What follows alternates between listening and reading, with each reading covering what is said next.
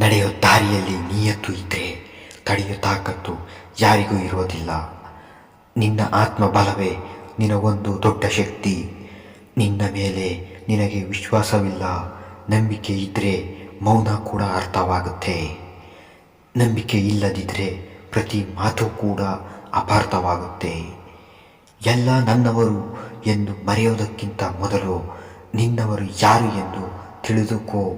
ಮುಳ್ಳಿನ ಮೇಲೆ ಆಪಾದನೆ ಹೇಗೆ ಮಾಡಲಿ? ಮುಳ್ಳಿನ ಮೇಲೆ ನೋಡದೆ ಕಾಲಿಟ್ಟವನು ನಾನೇ. ಬೇರೆಯವರನ್ನು ಕೆಟ್ಟವರೆಂದು ಹೇಗೆ ಆಪಾದನೆ ಮಾಡಲಿ? ತಿಳಿಯದೆ ಅವರನ್ನು ನಂಬಿದ್ದು ನಾನೇ. ಒಬ್ಬ ಯಶಸ್ವಿ ವ್ಯಕ್ತಿಯ ಹಿಂದೆ ಒಂದು ನೋವು ತುಂಬಿದ ಕತೆ ಇರುತ್ತೆ. ಹಾಗೆಯೇ ಆ ನೋವಿನ ಕತೆಗೂ ಯಶಸ್ವಿ ಅನ್ನುವ ಅಂತ್ಯವಿರುತ್ತದೆ. ಆದ್ದರಿಂದ ನೋವನ್ನು ಕೂಡ ಸ್ವೀಕರಿಸಿ ಯಶಸ್ಸಿನ ಕಡೆ ಹೆಜ್ಜೆ ಇಡಿ. ದೇವಾಲಯಕ್ಕೆ ಹೋದರೆ ಕಣ್ಣು ಮುಚ್ಚಿ ಬೇಡಬೇಕು, ಆದರೆ ಗ್ರಂಥಾಲಯಕ್ಕೆ ಹೋದರೆ ಕಣ್ಣು ತೆರೆದು ಓದಬೇಕು.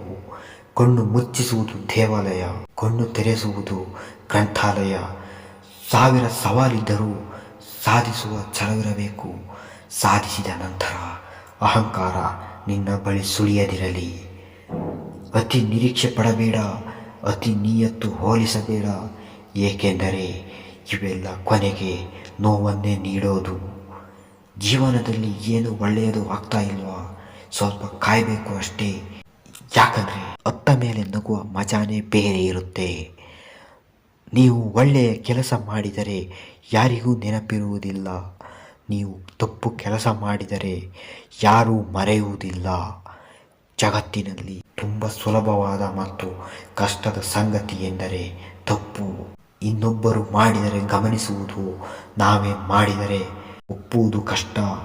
ಸಾಧ್ಯವಾದರೆ ಓಡು, ಆಗಲಿಲ್ಲವಾದರೆ ನಡೆ. ಅದು ಸಾಧ್ಯವಾಗದಿದ್ದರೆ ಉರುಳಿಕೊಂಡು ಹೋಗು ಅಷ್ಟೇ. ಆದರೆ ಕದರದೆ ಬಿದ್ದಿರಬೇಡ ಒಂದೇ ಕಡೆ.